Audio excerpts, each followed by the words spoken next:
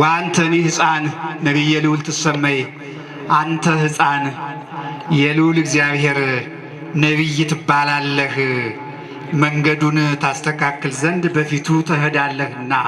አባቱ ዘካርያስ ስለ ልጁ ስለ ዮሐንስ የተናገረው ነው። ዛሬ መጥምቁ ዮሐንስ የተወለደበት ዕለት ነው።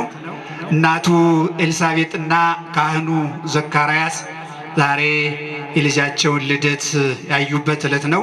እንግዲህ ዮሐንስ መጥምቅ ከቅዱሳን ሁሉ የከበረ ነው ስንል በቅዱስ ወንጌል ጽንሰቱ የተነገረለት፣ ልደቱ የተነገረለት፣ ህልውናው የ30 ዓመት አገልግሎቱ የተነገረለት፣ እረፍቱ የተነገረለት፣ በአራቱ ወንጌላውያን የተነገረለት፣ ልደቱም ጽንሰቱም ህይወቱም እረፍቱም የተነገረ ከቅዱሳን ሁሉ በቅዱስ ወንጌል የዮሐንስ መጥምቅ ብቻ ነው። ዮሐንስ መጥምቅ ሁላችሁን ይባርካችሁ። አባቱ ካህኑ ዘካርያስ በቤተ መቅደስ ጸሎተ ዕጣን ሲያሳርግ ካህኑ ዘካርያስ በየዓመቱ ጥቅምት 10 ቀን ሊቀ ካህናቱ ወደ ቤተ መቅደስ እየገባ ለስርየተ ኃጢአት የምትሆን ጸሎት በቅድስተ ቅዱሳኑ ገብቶ ያሳርግ ነበረ። በዚያ ስርዓት ቢሉ ይላሉ እና ዘካርያስ ካህኑ በእግዚአብሔር ፊት ቆሞ ሲያጥን ሲጸልይ ቅዱስ ገብርኤል መልአኩ አነጋገረው። ጸሎትህ ተሰማልህ፣ እናንተንም ይስማችሁ እግዚአብሔር ጸሎታ የለመናችሁትን ዛሬ ጸሎትህ ተሰምቷል የተባለበት ነው። ካህኑ ድምፅ የሰማበት በምስዋው በስተቀኝ በኩል ሆኖ መልአከ እግዚአብሔር ቅዱስ ገብርኤል ስሙም ተገልጧል። በምስዋው በስተቀኝ የምትወልደው ልጅ ወደ የማን የሚመራ ወደ ቀኝ የሚመራ ነው ለማለት በምስዋው በስተቀኝ ሆኖ መልአኩ ቅዱስ ገብርኤል ካህኑን ጸሎትህ ልመናህ በእግዚአብሔር ዘንድ ደረሰ፣ ልጅ ትወልዳለህ ካለ በኋላ መልአኩ ቅዱስ ገብርኤል የማይዋሸው መልአክ ስለ ልጁ ሕይወት ታሪክ ሲናገር የማይጠጣ የማይሰክር ከእናቱ ማኅፀን ጀምሮ በመንፈስ ቅዱስ የተሞላ ይህን ልጅ ይስጣችሁ። ለሁላችሁ ወላዶች እንዲህ አይነት ልጅ ይስጣችሁ። አያችሁ፣ ንባቡ መልአኩ የተናገረው ነው። ይሄ ቃል እዩትማ። ይሄ ልጅ አለ የምትወልደው ልጅ አለ እማይጠጣ እማይሰክር ከእናቱ ማኅፀን ጀምሮ በመንፈስ ቅዱስ የተሞላ ከእናቱ ማኅፀን ጀምሮ በመንፈስ ቅዱስ የተሞላ በኤልያስ መንፈስ የሚሄድ ልጅ ትወልዳለህ ሲለው ካህኑ ዘካርያስ ያን ጊዜ ሚስቱም ኤልሳቤጥም አርጅታ የሴቶች ወግ ልማድ ቀርቶ እሱም ሸምግሎ ከፈቃደ ሥጋ ውጭ ስለሆኑ ካህኑ ዘካርያስ እንዴት ይሆናል ይሄ ነገር? እኔም ሸምግያለሁ አርጅቻለሁ፣ ባለቤትም እንዲሁ ናት ሲለው ቅዱስ ገብርኤል እዚህ ላይ ተቆጣ። መልአኩ አነ ውእቱ ገብርኤል ዘኢቀውም ቅድመ እግዚአብሔር፣ እሱ ይቁምላችሁ። መልአኩ ቅዱስ ገብርኤል አጋጣሚውን አግኝቶን እሱ ይቁምላችሁ፣ እኔ ነኝ አለ የማልዋሸው በእግዚአብሔር ፊት የምቆመው እኔ ነኝ፣ ከእግዚአብሔር ተልኬ ያለው ውሸት ማልናገር። እንዴት ብለህ አንተ ኦሪትን እያወቅ መምህራን የሚተረጉሙት ይህን ነው። ሌላ ቢሆን አይቆጣም፣ አፉ አይዘጋም ነበር። ሳራ በስተርጅና በደረቀ አካል እንዳለመለመች አብርሃም በስተርጅና እንደወለደ እያወቅ እንዴት ኦሪትን ጠንቅቀህ እያወቅ እንዴት እንዲህ ይሆናል ትላለህ? ይቺ አፍህ ይቺ ድምፅህ ልጁ እስከሚወለድ ድረስ መናገር አትችልም። ከቅዱስ ገብርኤል ቁጣ የጠብቃችሁ ሁላችሁ ነው። ከቁጣ ያውጣን በሉ እስቲ ሁላችሁ። መልአኩ ተቆጣ። ይቺ አንደበትህ መናገር አትችልም ልጁ እስከሚወለድ አለ። ወዲያው አፉ ተዘጋ፣ መናገር ቀረ እና ሕዝቡ ሁሉ ምን ሆኖ ይሆን እያሉ ይጠብቁ ነበረ። ከዚህ በኋላ ዘካርያስ እየጻፈ ነበር የሚሰጥ እንጂ መናገር አይችልም ነበረ።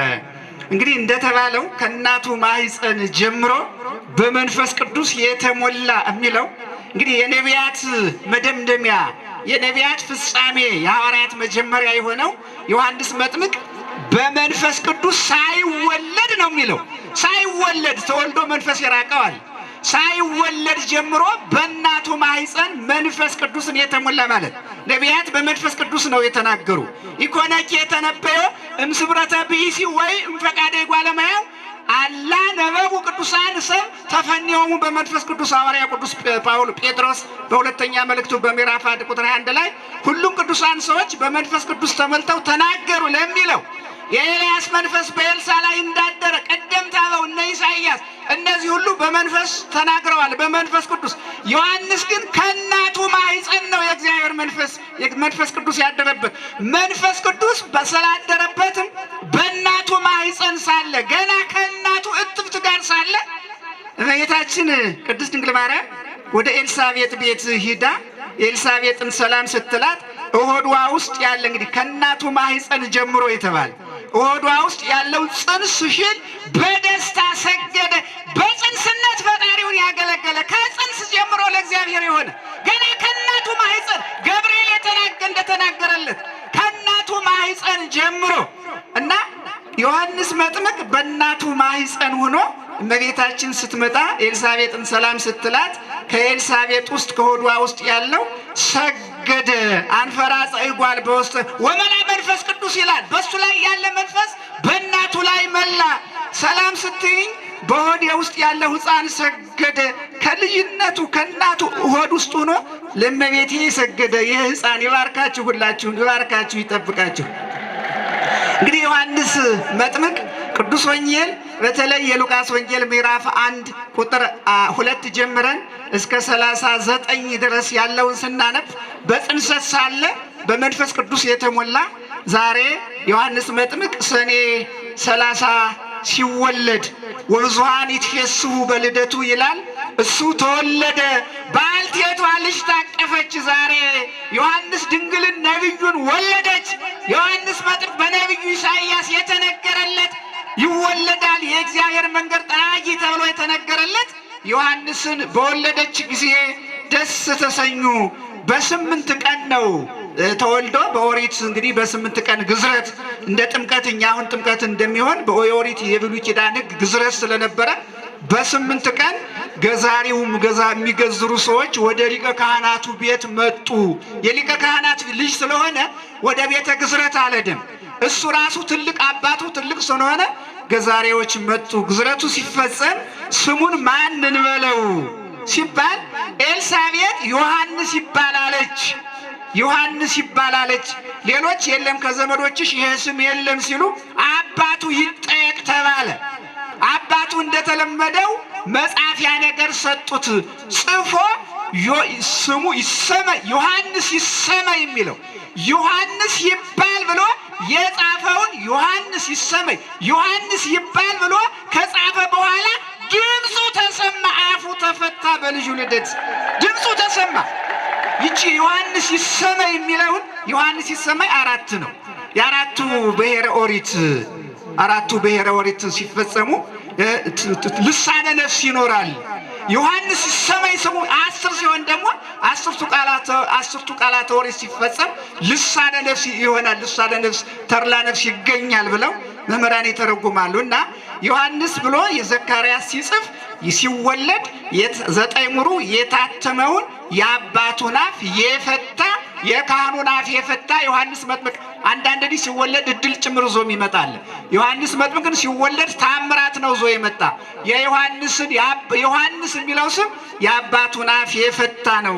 ከዚህ በኋላ አባቱ ልሳኑ ሲፈታለት ይትባረክ እግዚአብሔር አምላከ አበዊነ ዘተሳሃለነ ወገብረ መድኃኒተ ለሕዝበ ዚአሁ ብሎ እግዚአብሔር የእስራኤል አምላክ እግዚአብሔር ይመስገን ይቅርታ ያደረገ አንሳ ለነ ቀርነ መድኃኒትነ እምቤተ ዳዊት ገብሩ መድኃኒት ክርስቶስን ብሎ ነው። ቀርን ያለው ክርስቶስን ነው። ብከነ ወገወሙ ለኩሎሙ ጸርነ አጋንንትንም ስሙ የጌታ ስም አጋንንት ሲጠራ የክርስቶስ ስም አጋንንትን ቀርነ መድኃኒት አንሳ ለሚል ነው።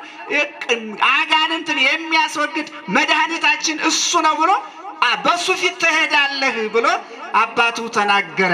እንግዲህ ዮሐንስ መጥምቅ ከተወለደ ጊዜ ጀምሮ 30 ዘመን ሙሉ የኖረ ቅዱስ ወንጌል ሌላ ምንም ሳንል ቅዱስ ወንጌል እንደሚናገርለት ከ30 ዘመን በኋላ ዮሐንስ መጥምቅ ከበረሃ መጣ። ነቢዩ ኢሳይያስ እንደተናገረለት ዮሐንስ መጥምቅ በማቴዎስ ወንጌል በምዕራፍ 3 ላይ በትንሽ ቁጥሮች 2፣ 3፣ 4 ቁጥሮች እንደተጻፈለት ዮሐንስ መጥምቅ እንግዲህ የህይወት ታሪኩ ቅድም እንዳልኩት ዮሐንስ መጥምቅ የህይወት ታሪኩ ጽንሰቱም ልደቱም ኑሮውም የተመዘገበለት ማለት ዮሐንስ መጥምቅ ምግቡ የጋጃ ማር ነበረ። የተወለደው ልጅ ምግቡ ልብሱ ጸጉረ ገመል የመሰለ ነበረ። ምግቡ የጋጃ ማር ነበረ ይላል እና የጋጃ ማር የሚለውን መምህራን ሲተረጉሙ የሚሉት ምንድነው? አንበጣ የሚለውን አንቦ ነው ፊደሉ። መምህራን የቀደሙ መምህራን ይሉት ነው የምነግራቸው። ቦነው አንበጣ የምናውቀው አንበጣ ሳይሆን አንቦጣ ቅጠል ነው። ባህታዊ ስለሆነ ቅጠል ደቁሶ ጨው ነስንሶ ይመገብ ነበር ነው አሉ። ሌላው ደግሞ ምንድነው? ማር የሚለው የጋጃ ማር ነው። ይህንን መምህራን የለም ዮሐንስ መጥምቅ አንበጣም ቅጠልም አልበላም ማርም አልበላም። ዮሐንስ መጥምቅ ምንም የበላው ነገር የለም። ዝም ብሎ በትህርምት ነው የኖረው። ዮሐንስ መጥምቅ ምንም እንዳልበላ እንዳልጠጣ በማቴዎስ ወንጌል በምዕራፍ 11 ቁጥር 19 ላይ ጌታ ኢየሱስ ክርስቶስ የሰው ልጅ ስለራሱ ሲናገር ነው። እየበላና እየጠጣ ስለመጣ አርከ መጸባሃን ከኃጢአተኞች ጋር ይውላል ይበላል ይጠጣል አሉት። ዮሐንስ መጥምቅ ግን ሳይበላና ዮሐንስ መጻ እንዘ ኢይበሊ ወኢይሰት የጌታ ቃል የመለኮት ቃል ነው። ማንም ፍጡር የተናገረው አይደለም። ዮሐንስ መጥምቅ ሳይበላና ሳይጠጣ ስለመጣ ጋኔል አድሮበታል አሉት። እንዴት ምግቡ አንበጣ ነው ማር ነው የጋጃ ማር ነው የሚለው ሲባል ማር ዘይቤ ጣዕመ ስብከቱ ይእቲ ማር የተባለች እሱ ባህታዊ ስለሆነ ምንም ነገር አርአያ ሆኖ ስለሚያስተምር ትምህርቱ ስለሚደመጥ ማር ዘይቤ ጣዕመ ስብከቱ ይእቲ። ይሄ ሊቁ ነው።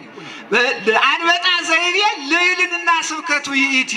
ልዕልና ስብከቱ ማለት የትምህርቱ ልዕልና ማለት ስለ ላይኛው ስለ ኢየሱስ ክርስቶስ ተጎንብሼ የጫማውን ጠፍር ልፈታ የማይገባኝ እሱ እንደተነገረለት ከኔ